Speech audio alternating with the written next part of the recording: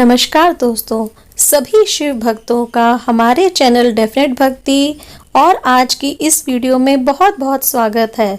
श्रावण मास यानी कि सावन का महीना। सावन के महीने में सोमवार के व्रत का विशेष महत्व कहा जाता है। सावन का महीना भगवान शिव और माता पार्वती का सबसे प्रिय महीना कहा जाता है। ऐसा माना जाता है कि सावन के महीने में माता पार्वती का शिव जी के साथ मिलन हुआ था, इसीलिए यह महीना भोलेनाथ और माता पार्वती दोनों को अति प्रिय है। महादेव के तमाम भक्त सावन मास में उनकी विशेष पूजा करते हैं और उनके समक्ष अपनी मनोकामना की पूर्ति की प्रार्थना करते हैं। व्रत को फलदायी बनाने के लिए सोमवार के दिन भगवान शिव की कथा पढ़ना और सुनना बहुत महत्वपूर्ण माना जाता है। आज की इस वीडियो में हम आपके लिए श्रावण सोमवार व्रत कथा लेकर आए हैं, तो चलिए वीडियो स्टार्ट करते हैं। लेकिन दोस्तों, अगर आपने अभी तक हमारे चैनल को सब्सक्राइब नहीं किया है तो उसे ज़रूर सब्सक्राइब करें और वीडियो को पसंद आने पर उसे लाइक और शेयर करना ना भूलें। ओम नमः शिवाय। एक साहूकार था जो भगवान शिव का अनन्य भक्त था। उसके पास धन धान्य या किसी भी चीज की कोई कमी नहीं थी, लेकिन उसकी कोई संतान नहीं थी और वह इसी कामना को लेकर रोज शिव जी के मंदिर जाकर दीपक जलाता था। उसके इस भक्ति भाव को देखकर एक दिन माता पार्वती ने शिव जी से कहा, हे प्रभु, यह साहूकार आपका अनन्य भक्त है। इसको किसी बात का कष्ट है तो आप उसको अवश्य दूर करना चाहिए। शिवजी बोले, हे पार्वती, इस साहूकार के पास पुत्र नहीं है, यह इसी से दुखी रहता है। माता पार्वती कहती है कि हे प्रभु, इसे पुत्र प्राप्ति का वरदान दे दीजिए। तब भोलेनाथ ने कहा कि हे पार्वती, साहूकार के भाग्य में पुत्र का योग है ही नहीं। ऐसे में अगर इसे पुत्र प्राप्ति का वरदान मिल भी गया तो भी वह केवल 12 वर्ष की आयु तक ही जीवित रह सकेगा। यह सुनने के बाद भी माता पार्वती ने कहा कि हे प्रभु, आपको इस साहूकार को पुत्र का वर देना ही होगा, अन्यथा आपके भक्त क्यों आपकी सेवा पूजा करेंगे। माता के बार बार कहने से भोलेनाथ ने साहूकार को पुत्र का वरदान दे दिया, लेकिन साथ में यह भी कहा कि वह पुत्र केवल 12 वर्ष तक ही जीवित रहेगा। साहूकार यह सारी बातें सुन रहा था, इसलिए उसे ना तो खुशी हुई और ना ही दुख। वह पहले ही की तरह भोलेनाथ की पूजा अर्चना करता रहा।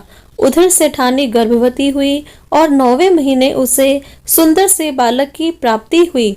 परिवार में खूब हर्षोल्लास मनाया गया, लेकिन साहूकार पहले ही की तरह रहा और उसने बालक की 12 वर्ष की आयु का जिक्र किसी से भी नहीं किया। जब बालक की आयु 11 वर्ष की हो गई तो एक दिन साहूकार की पत्नी ने बालक के विवाह के लिए साहूकार को कहा। तब साहूकार ने कहा कि वह अभी बालक को पढ़ने के लिए काशी जी भेजेगा। इसके बाद उसने बालक के मामा जी को बुलाया और कहा कि इसे काशी पढ़ने के लिए ले जाओ और रास्ते में जिस भी स्थान पर रुकना, वहां यज्ञ करते और ब्राह्मणों को भोजन कराते हुए आगे बढ़ना। साहूकार का पुत्र और मामा पिता की इसी बात का पालन करते हुए जा रहे थे कि रास्ते में एक राजकुमारी का विवाह था। जिससे उसका विवाह होना था वह एक आंख से काना था। तो उसके पिता ने जब अति सुंदर साहूकार के बेटे को देखा तो उनके मन में आया कि क्यों ना इसे ही घोड़ी पर बिठाकर शादी के सारे कार्य संपन्न करा लिए जाएं। तो उन्होंने मामा से बात की और कहा कि इसके बदले में वह अथाह धन देंगे, तो वह भी राजी हो गए। इसके बाद साहूकार का बेटा विवाह की वेदी पर बिठा दिया गया और जब विवाह कार्य संपन्न हो गए तो जाने से पहले उसने राजकुमारी की चुनरी के पल्ले पर लिखा कि तेरा विवाह तो मेरे साथ हुआ, लेकिन जिस राजकुमार के साथ तुम्हें भेजेंगे वह तो एक आंख से काना है। इसके बाद वह अपने मामा के साथ काशी के लिए चला गया। उधर जब राजकुमारी ने अपनी चुनरी पर यह लिखा हुआ पाया तो उसने राजकुमार के साथ जाने से मना कर दिया। तो राजा ने भी अपनी पुत्री को बारात के साथ विदा नहीं किया। बारात वापस लौट गई। उधर मामा और भांजे काशी जी पहुंच गए थे। इसी तरह दिन बीतते गए। एक दिन जब मामा ने यज्ञ रच रखा था और भांजा बहुत देर तक जब बाहर नहीं आया तो मामा ने अंदर जाकर देखा तो भांजे के प्राण निकल चुके थे। वह बहुत परेशान हुए, लेकिन सोचा कि अभी रोना पीटना मचाया तो ब्राह्मण चले जाएंगे और यज्ञ का कार्य अधूरा रह जाएगा। जब यज्ञ संपन्न हुआ तो मामा ने रोना पीटना शुरू कर दिया। उसी समय शिव पार्वती उधर से जा रहे थे तो माता पार्वती जी ने शिवजी से पूछा, हे प्रभु, ये कौन रो रहा है? तभी उन्हें पता चलता है कि यह तो भोलेनाथ के आशीर्वाद से जन्मा साहूकार का पुत्र है। तब माता पार्वती कहती हैं कि हे स्वामी, इसे जीवित कर दें, अन्यथा रोते रोते इसके माता पिता के प्राण निकल जाएंगे। तब भोलेनाथ ने कहा, हे पार्वती, यह तो नियति है, इसकी आयु इतनी ही थी सो वह भोग चुका। लेकिन पार्वती माँ के बार बार आग्रह करने पर भोलेनाथ ने उसे जीवित कर दिया।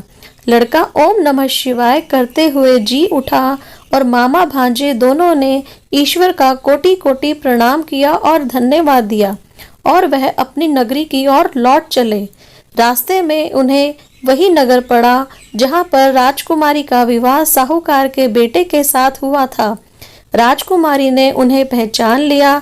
तब राजा ने राजकुमारी को साहूकार के बेटे के साथ बहुत सारे धन धान्य के साथ विदा किया। उधर साहूकार और उसकी पत्नी छत पर बैठे थे। साहूकार ने अपनी पत्नी से उनके पुत्र की 12 वर्ष की आयु होने की बात बता दी थी। उन्होंने यह प्रण कर रखा था कि यदि उनका पुत्र सकुशल घर ना लौटा तो वह भी छत से कूदकर अपने प्राण त्याग देंगे। तभी लड़के के मामा ने आकर साहूकार के बेटे और बहू के आने का समाचार उन्हें सुनाया, लेकिन ये समाचार सुनकर वह नहीं माने। तब मामा ने शपथ पूर्वक कहा कि उनका बेटा और बहू घर आ गए हैं। तब तो दोनों को विश्वास हो गया। साहूकार अपनी पत्नी और मित्रों के साथ नगर के द्वार पर पहुंचा। अपने बेटे के विवाह का समाचार सुनकर तथा पुत्र वधू राजकुमारी चंद्रिका को देखकर उसकी खुशी का ठिकाना ना रहा। उसी रात भगवान शिव ने साहूकार के स्वप्न में आकर कहा कि मैं तेरी पूजा से अत्यंत प्रसन्न हूँ और उसी पूजा के कारण मैंने तेरे पुत्र को लंबी आयु प्रदान की है। साहूकार बहुत प्रसन्न हुआ। इसी प्रकार जो भी व्यक्ति इस कथा को पढ़ेगा या सुनेगा उसके समस्त दुख दूर हो जाएंगे और मनोवांछित सभी कामनाओं की पूर्ति होगी। बोलो शंकर भगवान की जय। तो दोस्तों, हम आशा करते हैं कि आपको हमारी आज की ये वीडियो पसंद आई होगी। अगर आपको वीडियो पसंद आई हो तो कृपया इसे ज़्यादा से ज़्यादा लाइक और शेयर कीजिए। साथ ही अपने सगे संबंधियों और मित्रों को भी हमारे चैनल के साथ जोड़िए। जल्दी ही मिलते हैं एक नई वीडियो के साथ। तब तक के लिए धन्यवाद।